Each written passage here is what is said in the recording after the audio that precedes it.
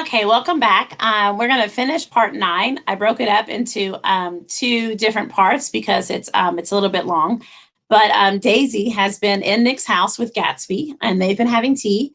Nick makes an excuse to leave, but he's really just outside in the rain under a tree, kind of, giving them some time. So because Nick is the narrator, we don't know what Gatsby said to Daisy, what Daisy is feeling, if she said, I appreciate the offer, but I'm happily married to Tom. Like, we don't know.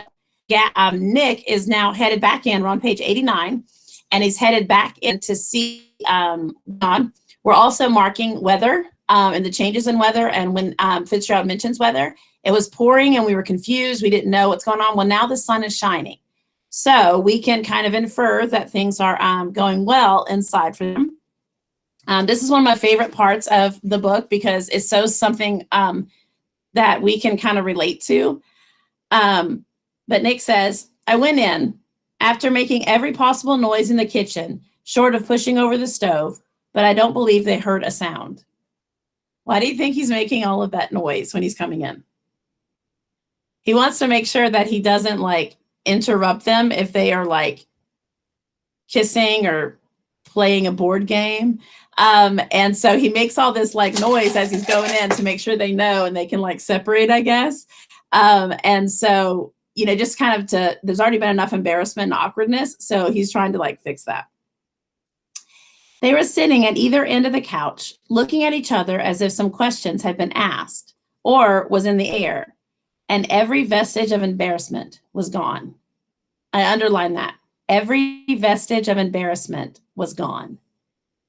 It's okay. They're there and it's working. Daisy's face was smeared with tears, and when I came in, she jumped up and began wiping at it with her handkerchief before a mirror. But there was a change in Gatsby that was simply confounding. He literally glowed. Without a word or gesture of exultation, a new well-being radiated from him and filled the little room. I also underline that. This is how Gatsby is described. He literally glows. That shows you he's so happy, that he is, reconnecting with Daisy, and that whatever was said before he came in, obviously, Daisy's crying, but they could be happy tears, but Gatsby is so happy. He literally glows. Oh, hello, old sport, he said, as if he hadn't seen me for years. I thought for a moment he was going to shake hands. It stopped raining. Has it? When he realized what I was talking about, that there were twinkle bells of sunshine in the room, he smiled like a weatherman, like an ecstatic patron of a recurrent light. No more rain. This is me. No more rain. No more confusion. No more embarrassment. Remember that. And repeated the news to Daisy. What do you think of that? It stopped raining. I'm glad, Jay. Her throat, full of aching, grieving beauty, told only of her unexpected joy. I'm going to read that again. She says, I'm glad, Jay. Her throat, full of aching, grieving beauty, told only of her unexpected joy. So her voice is that's one of her traits, and she's happy. Okay, so this looks like it was a good idea for Gatsby to do this. Okay, this is also the first time that someone has just called him Jay. Everybody else calls him Mr. Gatsby or Gatsby. She calls him Jay. Okay, Jay Gatsby. I want you and Daisy to come over to my house, he said. I'd like to show her around. You're sure you want me to come? Absolutely, old sport. Daisy went upstairs to wash her face. Too late, I thought, with the humiliation of my towels. But Gatsby and I waited on the lawn. My house looks well, doesn't it? He demanded. See how the whole front of it catches the light? Now remember, money is important during this time. And so Gatsby wants Daisy to see his house, to see the money that he has, to see that he is able to live in her world and to be, he's just as rich as she is. And so he's taking her over there so basically this is kind of like, it shouldn't be this way, but he feels like it's sort of a resume. Okay. Is she still going to have those feelings for him? just in case he wants to make sure that she sees all of this wealth that he has. Okay. I agreed that it was splendid. Yes. His eyes went over it, every arched door and square tower. It took me just 3 years to earn the money that bought it. I thought you inherited your money. Oh, I did, old sport, he said automatically, but I lost most of it in the big panic, the panic of the war. I think he hardly knew what he was saying, for when I asked him what business he was in, he answered, "That's my affair," before he realized that it wasn't an appropriate reply. Oh, I've been in several things, he corrected himself. I was in the drug business and then I was in the oil business, but I'm not in either one of those now. He looked at me with more attention. Do you mean you've been thinking over what I proposed the other night? Okay, so now we're going to stop there for a minute. A couple things happen right there. Gatsby slips. Okay, and Nick, because he listens and he's careful, he catches things. He says, "I thought you inherited your money," and he said, "Oh, I did, but I lost that money and I had to earn more money." What kind of business are you in? Again, he answers too quickly and he answers inappropriately. Don't worry about that. It's none of your business. That probably means that it was something quite illegal. So he comes back and he's kind of like trying to fix it or whatever. And the drug business, that doesn't mean like selling drugs. It's like drug stores, like selling like general stores, things like that. But before he can answer, Daisy comes back out. Before I could answer, Daisy came out of the house and 2 rows of brass buttons on her long dress gleamed in the sunlight. "That huge place there?" she cried, pointing. "Do you like it?" "I love it, but I don't see how you live there all alone." But always full of interesting people, night and day, people who do interesting things, celebrated people. Instead of taking her the shortcut along the Sound, we went down to the road and entered by the big postern. So he does this on purpose. She needs to get the full effect of this magical, huge mansion.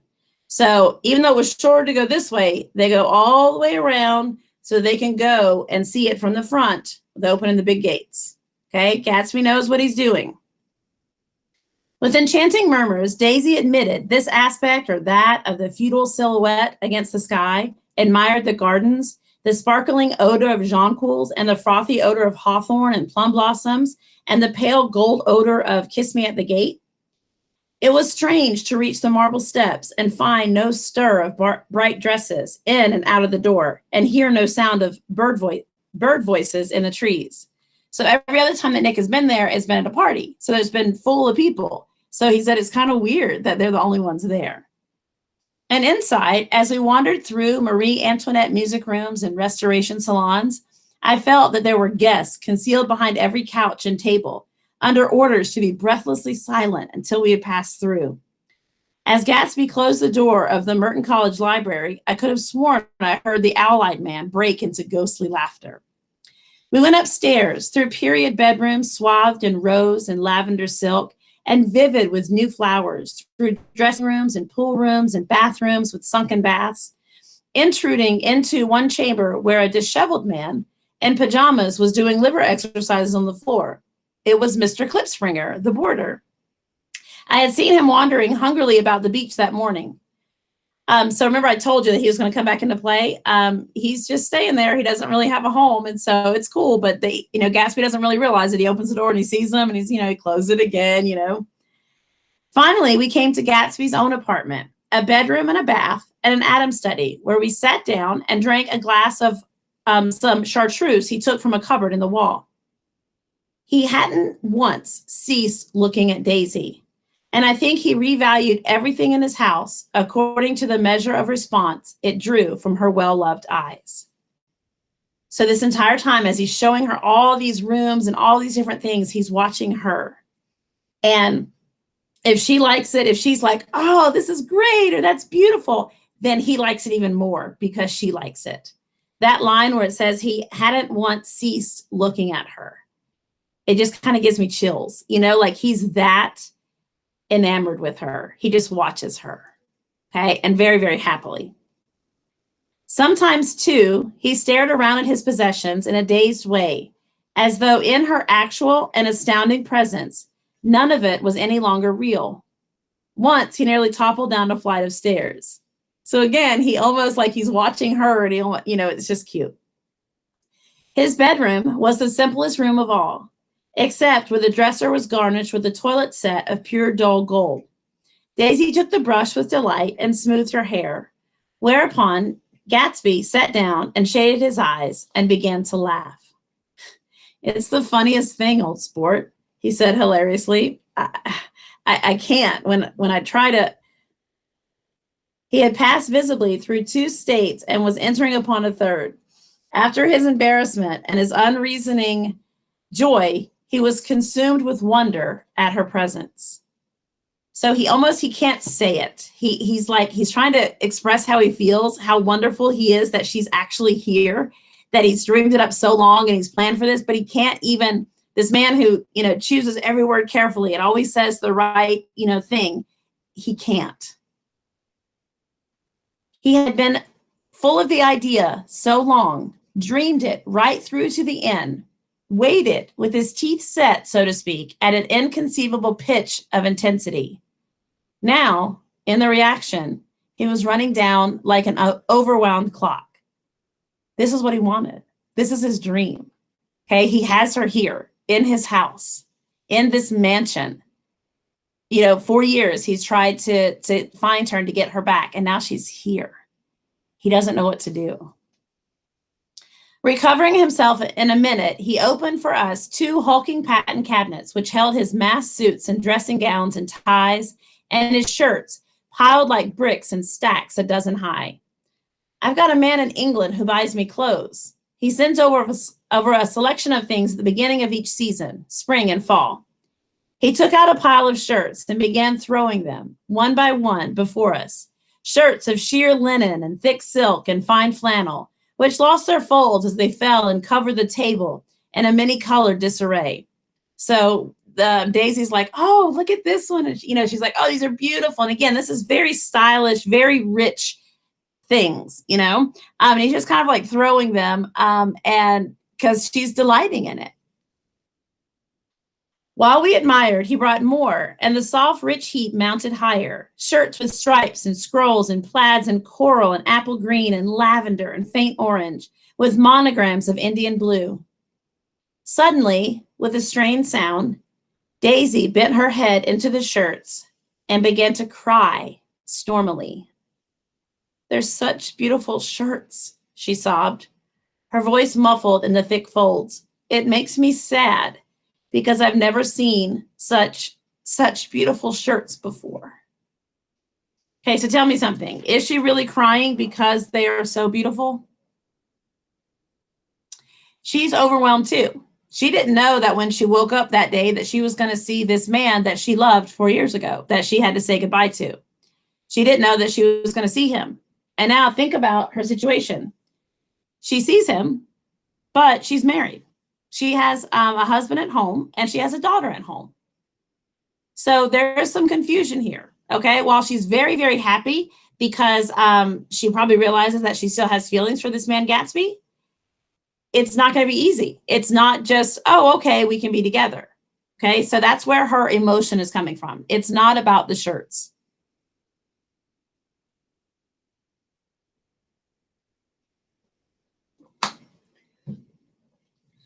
After the house, we were to see the grounds and the swimming pool and the hydroplane and the midsummer flowers. But outside Gatsby's window, it began to rain again.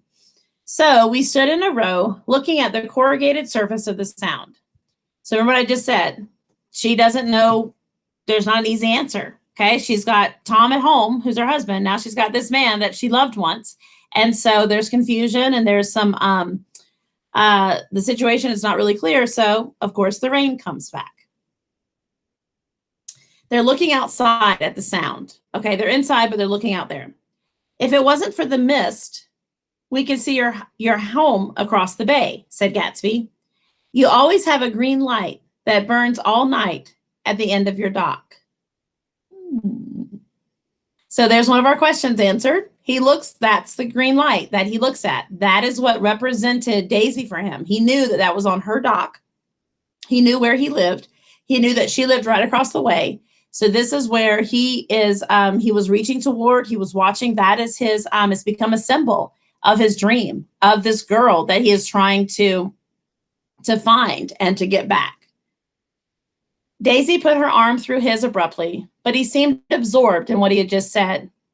Possibly, it occurred to him that the colossal significance of that light had now vanished forever. Compared to the great distance that had separated him from Daisy, it had seemed very near to her, almost touching her. It had seemed as close as a star to the moon. Now it was again a green light on a dock. His count of enchanted objects had diminished by one. So symbols are used when you don't have the real thing, right? So this light that he's reaching for, this green light, it's symbolizing Daisy, and it's symbolizing, you know, how much he wants to be beside her. Well, now he's got her. She's beside him. So he's almost realizing, oh, it's just a green light. You know what I mean? Like before, he needed it to be symbolic of this dream, but now it's just a green light on a dock.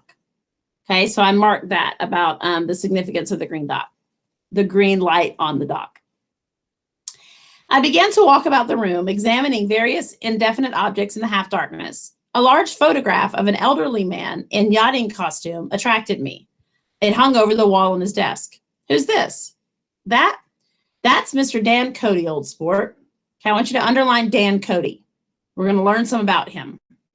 And he's very important to Gatsby's story. The name sounded faintly familiar. He's dead now. He used to be my best friend years ago. There was a small picture of Gatsby, also in yachting costume, on the bureau. Gatsby with his head thrown back defiantly, taken apparently when he was about 18. I adore it, exclaimed Daisy. The pompadour? You never told me you had a pompadour or a yacht. The pompadour is a hairstyle of the day. Okay, so he's younger and she's looking at it and she's like, oh my goodness, I didn't know you had a pompadour and a yacht. I didn't know you had a yacht. Look at this, said Gatsby quickly. He changes the subject. Okay, so we're thinking it might not have been his yacht. Just because you have a picture in front of it doesn't mean it's yours, right? So he changes the subject and he says, look at this. Here's a lot of clippings about you. They stood side by side examining it. I was going to ask to see the rubies when the phone rang and Gatsby took up the receiver. Okay, so remember how Gatsby had told Jordan that he was keeping up with her and he'd read in the newspapers anything they said about her because she was pretty, I mean, wealthy people are talked about. Well, he had cut out those newspaper clippings and he had them. Now today, if someone comes to you and they, you know, have a bunch of clippings about you, we'd be like, okay, creepy stalker. But again, this was seen as a romantic gesture. It wasn't that he was trying to do her harm or he was just in love with her and he never forgot her. And so there, Fitzgerald puts it in here. You know, we've become very cynical about things like this, but back then this was a romantic gesture and Daisy's touched by it. Okay. And then Nick says he was about to ask about the rubies. Remember, he said he went and he collected jewels, mostly rubies, but he doesn't get a chance to because Gatsby's on the phone. Well, yes. Well, I can't talk now. I can't talk now, old sport. I said small town. He must know what a small town is. Well, he's of no use to us if Detroit is his idea of a small town. He rang off. Come here quick, cried Daisy at the window. The rain was still falling, but the darkness had parted in the west, and there was a pink and golden billow of foamy clouds above the sea. Look at that, she whispered. And then after a moment, I'd like to just get in one of those pink clouds and put you in it and push you around. I tried to go then, but they wouldn't hear of it. Perhaps my presence made them feel more satisfactorily alone. So Nick is like, okay, they're going to start sweet talking to each other, so I'll head out. But they're like, no, you have to stay. I know what we'll do, said Gatsby. We'll have Klipspringer play the piano. He went out of the room calling Ewing and returned in a few minutes, accompanied by an embarrassed, slightly worn young man with shell-rimmed glasses and scanty blonde hair. He was now decently clothed in a sports shirt, open at the neck, sneakers and duck trousers in a nebulous hue. So this was Klipspringer, the boarder. Did we interrupt your exercises? Inquired Daisy politely. I was asleep. cried Mr. Klipspringer in a spasm of embarrassment. Well, that is, I'd been asleep, and then I got up. Klipspringer plays the piano, said Gatsby, cutting him off. Don't you, Ewing, old sport?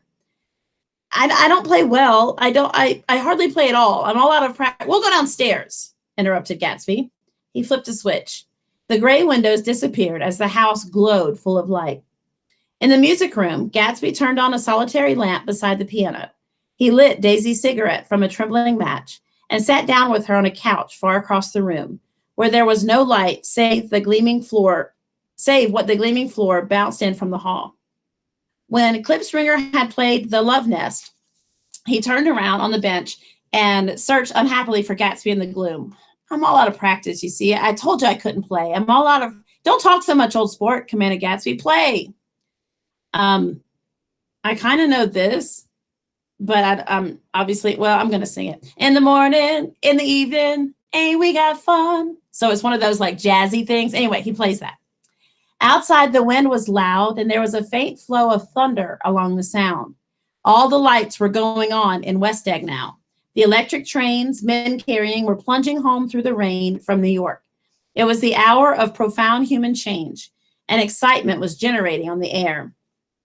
I don't know the rest of that, so I'm not going to sing that. As I went over to say goodbye, I saw that the expression of bewilderment had come back into Gatsby's face, as though a faint doubt had occurred to him as to the quality of his present happiness. So before we even see that there's doubt in Gatsby's eyes, he talks about it's raining again. So we know that something has changed. He goes over to say goodbye. He sees that Gatsby's demeanor has changed. There's something about his expression where there's doubt, and there's something about him questioning, can I really be this happy? Is this real? And we do that, don't we? We when we get something we've always wanted, and we question it. We're waiting for something to happen. It can't be this good. It can't be, I can't have my dream come true like this. Almost 5 years. There must have been moments, even that afternoon, when Daisy tumbled short of his dreams, not through her own fault, but because of the colossal vitality of his illusion. It had gone beyond her, beyond everything. He had thrown himself into it with a creative passion, adding to it all the time, decking it out with every bright feather that drifted his way. No amount of fire or freshness can challenge what a man will store up in his ghostly heart. So right then, Nick's like, she can't, yes, you remember her, and yes, times were good, but is it going to be exactly the same? Is she going to be as perfect as you remembered? And again, people change, people have, moods, they have all these things. And so Nick feels like Gatsby's kind of questioning this. I've built this dream, and Nick kind of says, it's not even about Daisy anymore. It's about this woman, that he lost, that he wants back. But it's not necessarily about Daisy, that it's that big. Okay, so we'll see. As I watched him, he adjusted himself a little, visibly. His hand took hold of hers, and as she said something low in his ear, he turned toward her with a rush of emotion. I think that voice held him most, with its fluctuating, feverish warmth, because it couldn't be overdreamed. That voice was a deathless song. So Nick has mentioned, Daisy's voice a lot. She has a way of talking to make men just, fall, just be interested in her. And again, the voice is the same. So that is visibly affecting Gatsby. They had forgotten me, but Daisy glanced up and held out her hand. Gatsby didn't know me now at all. I looked once more at them, and they looked back at me remotely, possessed by intense life. Then I went out of the room and down the marble steps into the rain, leaving them there together. Okay, so that's the end of part 9. So this is now finally, we know a lot of answers, and we know that, Daisy is willing to be there with Gatsby because Nick leaves. And again, we don't know what happens, but we'll find out. If she goes home and tells Tom, if she keeps it a secret, we'll see. But I love that they're so engrossed in each other when he says, Gatsby didn't know me now at all. It was all just about Daisy. Okay. So join me again for part 10, coming up.